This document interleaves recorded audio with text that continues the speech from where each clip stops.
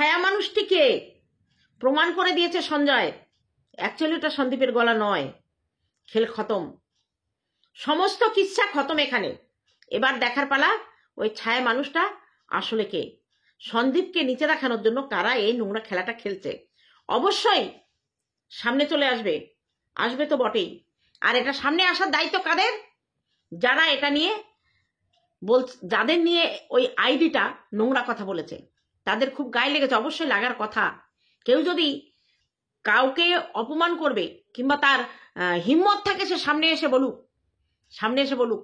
মুখটাকে মুখোশের আড়ালে ঢেকে অন্যের গলা নকল করে কাউকে ছোট করা এটা পুরুষত্বের কাজ না। আর সঞ্জয় যেখানে প্রমাণ করে দিয়েছে এটা সন্দীপের গলা না, বেশ খেল খতম। কিন্তু এর পেছনে গল্প আছে, সেই গল্পটার একটু ছোট্ট নমুনা দেব, কালকে যেটা দেব বলে ভুলে গেছিলাম।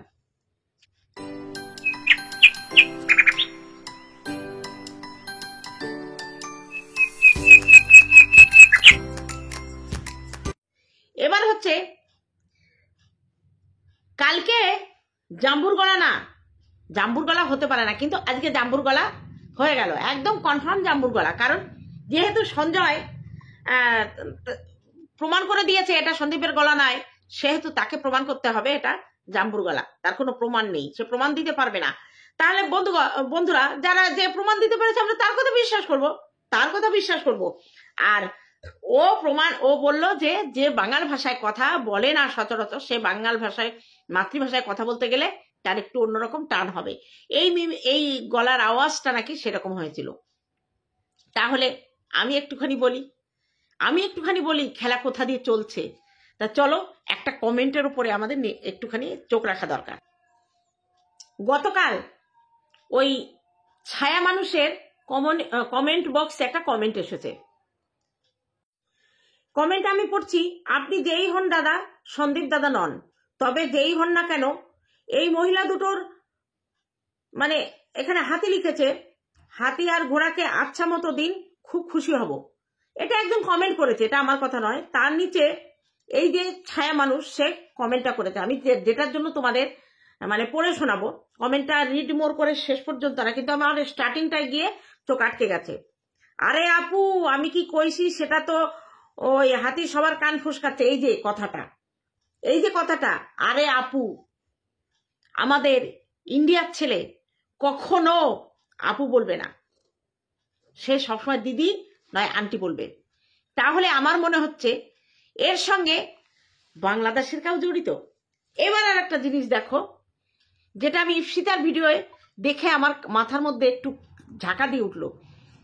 এর আইডিটা হচ্ছে নিরস, আরস, আর এ হচ্ছে নিরস। এবার যদি কেউ বলো যে হয়তো আরসের ফেক আইডি, তা আরসের ফেক আইডি যদি হবে, আরস সন্দীপের গলা করবে কেন?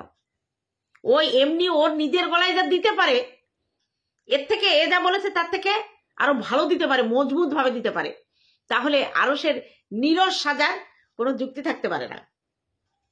তাহলে বাংলাদেশের আর কে আছে যে এই মিমিক্রি কিংবা ভয়েস চেঞ্জের সঙ্গে যুক্ত হতে পারে? জানি না এর পেছনে আর কি আছে। আমি তোমাদের বলেছিলাম যে আমার হাতে আর একটা তথ্য উঠে এসেছে, সেটা অবশ্যই আর একটু পরে তোমাদের জানাবো। তবে এখানে আমি নিঃসন্দেহ এই ব্যক্তিটি যাই হোক অন্তত বাংলাদেশের হয় বাড়ি নয় বাংলাদেশের কাছের লোক, এটুকু আমার নিশ্চিন্ত হয়েছে। জানি না, তোমরা কমেন্ট করে বলো। এবার বলি, গেল যা হবার হয়ে গেছে। আমাদের সন্দীপ না, আমরা তো জানি সন্দীপ না, কিন্তু অনেকের মনে একটু সন্দেহ হয়েছিল, সন্দেহ দূর হয়ে গেছে। সঞ্জয় ক্লিয়ার কাট করে দিয়েছে, ব্যাস খালাস খবর। এবার বলি যে আমাদের গাবলা সারপ্রাইজ দেবে, মাথাটা ঘুরে গেল, সারপ্রাইজ দেবে। তারপরে দেখি আমাদের কুকারের হ্যান্ডেল উঠেছে। না, কুকারের হ্যান্ডেল সারপ্রাইজ না, নিজেই বলছে ওর গার্ডারটা নষ্ট হয়ে গেছে, গার্ডার পাল্টাতে গেছে। গেল কার সাথে? সোনাই কাকার সঙ্গে। আমার মনে হয় কালকে শনিবার ছিল, আজকের ব্লগ, ও কবেকার ব্লগ দেয় বোঝা যায় না। ও তো বাসি মাসি মানে দিদিভাই বাসি খাবার খাওয়াই তো। যাই হোক, এখন দেখতেছি সাদো করে খাওয়াচ্ছে। যাই হোক, সেই বাসি ফোকরা মোকরা ভিডিও দেখায়। তা ভালো কথা, সারপ্রাইজ। তারপরে গেল চলে কাকার সঙ্গে বাজারে গিয়ে এসি টিভি এইসব দোকানে গেল। আমি ভাবলাম ও কি এসি কিনবে? না, এসি কিনবে আমাদের কাকামণি এসি কিনবে, আমাদের না, গাবলার কাকা, ব্রাহ্মণ কাকা, অত নাম কওয়া ভালো না। আর একটা টিভি দেখাচ্ছিল যে এরকম একটা টিভি থাকবে বেশ ঘরে, টিভি কেউ দেখার টাইম না, আমার টিভি পড়ে রয়েছে। যাই হোক, তবুও একটা শখ, টিভি কিনবে, সিরিয়াল দেখে। আমরা যেমন সিরিয়াল দেখার টাইম পাই না, ওর মায়ের তো অফুরন্ত সময়, বৌদির অফুরন্ত সময়, আর ওর তো অফুরন্ত সময়, টিভি দেখবে, সিনেমা দেখবে, সিরিয়াল দেখবে। যাই হোক, দেখুক। উমা, তারপরে শুনি কি, তার আগেই কইছে ওর বাপ নাকি ঘুগনির দোকান দেছে। ওইটা কি সারপ্রাইজ? 2খানা সারপ্রাইজ দেবে। আমার মনে হচ্ছে 2খানা সারপ্রাইজ আছে, একটা বাদামের দোকান আর একটা ঘুগনির দোকান। আচ্ছা, পুলিশের চাকরি করে, যে চাকরি করে সে কি করে ঘুগনির দোকান আর বাদামের দোকান দেয়? তার কাজ নাই, সে অফিস করে না? ম্যানেজ করে কতদিন চলা যায়? 1 দিন 2 দিন?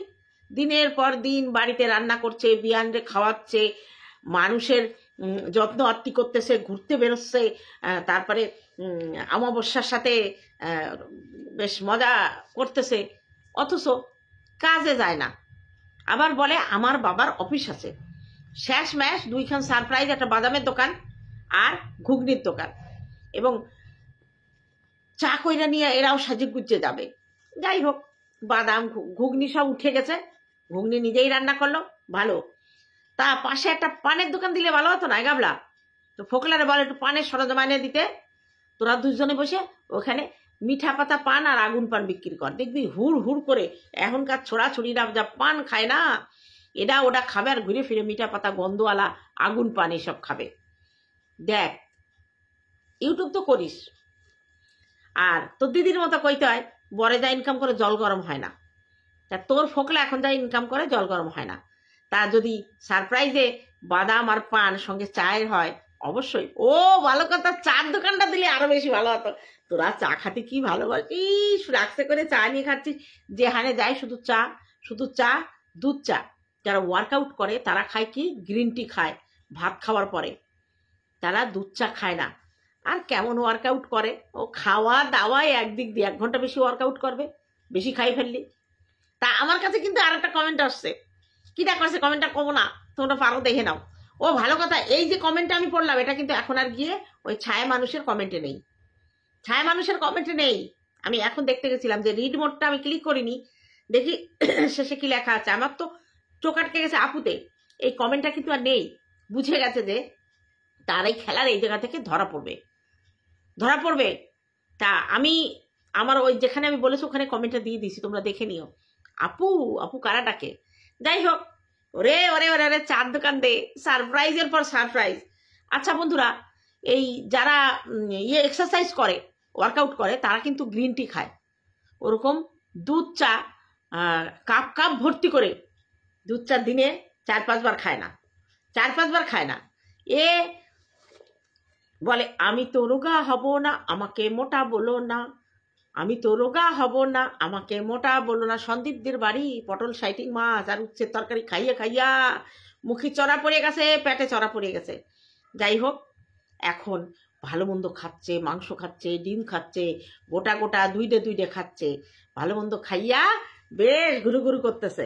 এবার বলি আরেকখান কমেন্ট হয়েছে আমার ভিডিও, আমি কইছিলাম না ছলের অত্যাচারে মাছ হইলে গেছে, ওই জায়গায় কমেন্ট হয়েছে।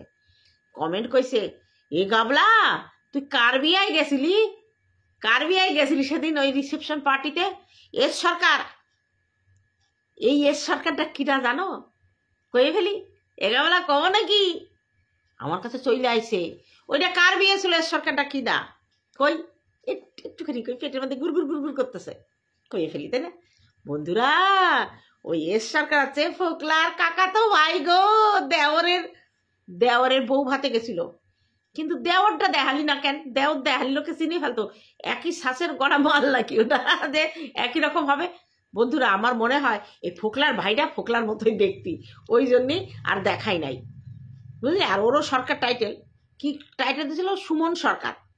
তা সুমন আছে ফোকলার কাকার ছেলে গো, আপন কাকার ছেলে। ওই জন্যই বৌদি একেবারে উড়তি বৃষ্টির মধ্যেই চাদর মাথায় দিয়ে চলে গেছে, শাড়ি পরে গেছে। কেন? ওই জায়গাটা কুর্তি খাটবে না, শহুর বাড়ির লোকজন রয়েছে না, নূতন শ্বশুর বাড়ি, কাকা শ্বশুর রয়েছে, কাকিমা শাশুড়ি রয়েছে, নিজের কি সরকারের বাবা রয়েছে, ক্যামেরাম্যান রয়েছে, ভালো একটা চাকরি পাইছে।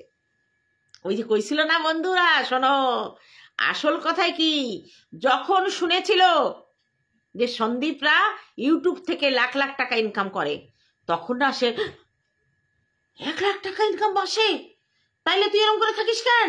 1 লাখ টাকায় তুই থাকবি, দম একেবারে ফেলে থাকবি, তোর কথায় সবকিছু চলবে, তুই যখন এত ইনকাম করিস। 1 লাখ টাকা ইনকামে এরকম করে থাকিস কেন? ও তখন থেকে ভাবছে এই মাল পটাতে হবে, তাহলে মাল গেলে 1 লাখ টাকা থাক করলে আমার আর বোম্বে জাহাজে রান্না করা লাগবে না। বোম্বে তো ফোকলা রান্না করতো, দাঁত বাঁধানো ছিল, একদিন চুল্লু খাইয়ে বমি করে ওয়াক ওয়াক করে সে নাকি সমুদ্র জলের মধ্যে দাঁত খান পড়ে গেছে, তা আবার বান্ধাইছে, তাও নাকি মাঝে মাঝে করতে গিয়ে দাঁত খুলে যায়। যাই হোক, সেটা তাদের পার্সোনাল ব্যাপার, আমরা তো দেখি না, কব কেন, দেখা জিনিস ছাড়া কব না, একটু কয়ে ফেলি মাঝে মাঝে। সবাই তো দেখি দেখা না জিনিস আরো বেশি করে কয়, যারা কয় দেখা জিনিস ছাড়া কবা না, তারাই আবার বেশি কয়।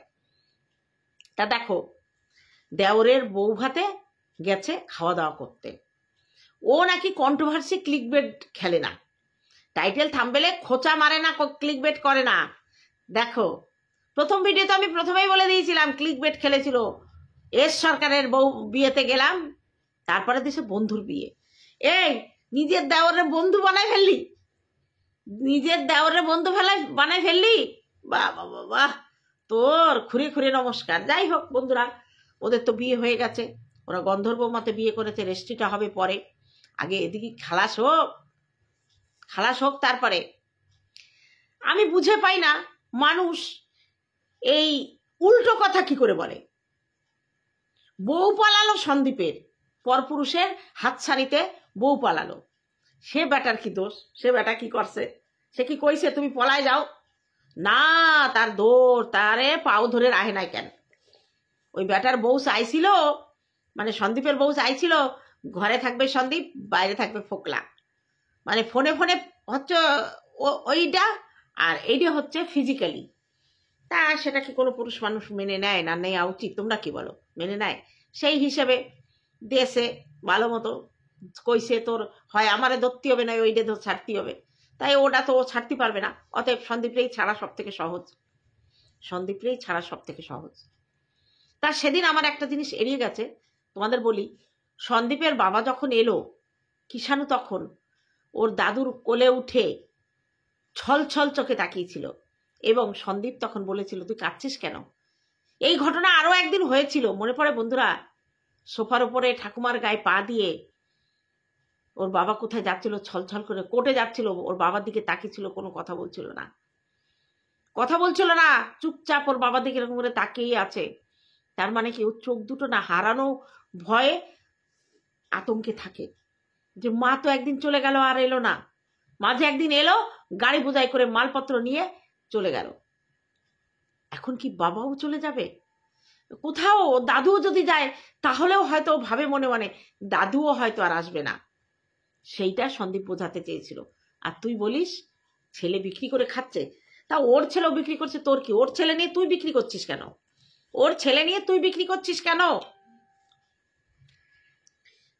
আগে থেকেই ওই গাবলা বাড়ি থাকতেই, ছেলের জন্ম থেকেই ওরা ইউটিউবার, ওদের ইউটিউবে দেখিয়েই কিন্তু সমস্তটা কিন্তু ইউটিউবের সাথে ডেলি লাইফস্টাইল ব্লগ, সেখানে প্রত্যেকটা কাজ তারা শেয়ার করে ইউটিউবে।